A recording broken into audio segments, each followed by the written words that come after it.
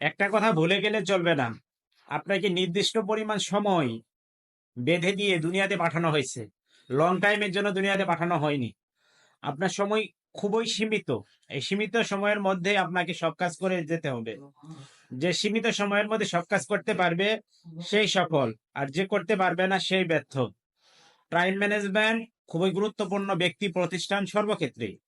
তো আমরা সময়ের শব্দ ব্যবহার করতে শিখি নিজের লাইফকে সঠিক স্থানে পৌঁছানোর ক্ষেত্রে। এই সময়কে আমরা কাজে লাগিয়ে সামান দিকে এগিয়ে যাই। টাইম ম্যানেজমেন্ট, সময় জ্ঞান, সময়ানুবর্তিতা ব্যক্তি বা প্রতিষ্ঠান লাইফে এটা খুবই জরুরি। যে জাতি সময়কে যত বেশি ব্যবহার করতে পারে সে জাতি ততটাই সফলতা অর্জন করে। আপনি যদি সময়কে সঠিকভাবে ব্যবহার না করতে পারেন, অনেক ক্ষেত্রে আপনি পিছিয়ে যাবেন, যেটা কল্পনাও করতে পারবেন না। সময় এবং নদীর স্রোত কারোর জন্য অপেক্ষা করে না, চিরন্তন সত্য কথা। আপনি যদি সময়কে ইউজ না করতে পারেন, তাহলে আপনি সময়ের কাছ থেকে ভালো ফিডব্যাক পাবেন না। আপনার আজকে বয়স 30, কালকে 31, পরের দিন 50, এভাবে আপনার সময় কিন্তু বারবার চলে যাচ্ছে। আপনার কিন্তু লিমিটেশনের মধ্যে বড় হতে হবে। তাই সময়কে সঠিক ব্যবহার যদি আমরা না করতে পারি, আমরা অনেকটাই পিছিয়ে যাব।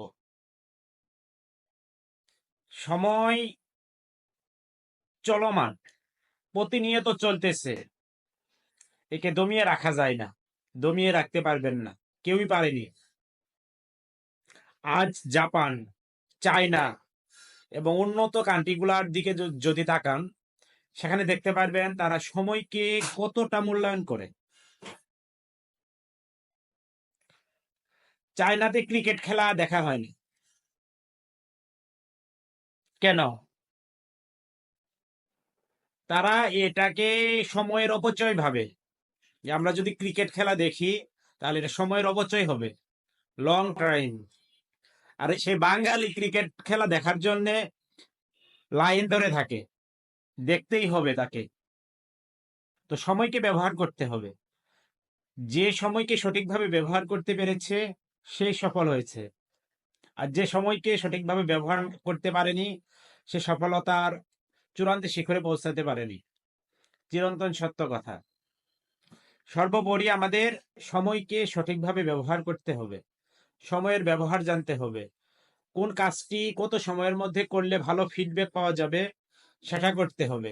টাইম ম্যানেজমেন্ট খুবই গুরুত্বপূর্ণ ব্যক্তি, প্রতিষ্ঠান, সর্বক্ষেত্রে। আমরা যদি সঠিকভাবে টাইম ম্যানেজমেন্ট না করতে পারি, আমাদের লক্ষ্যে কখনো পৌঁছাতে পারবো না।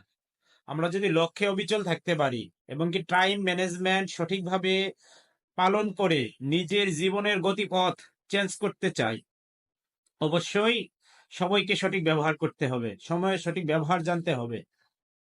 হেলাই ফেলাই সময় কাটানোর জন্য আপনাকে সৃষ্টি করা হয়নি, এটা বুঝতে হবে।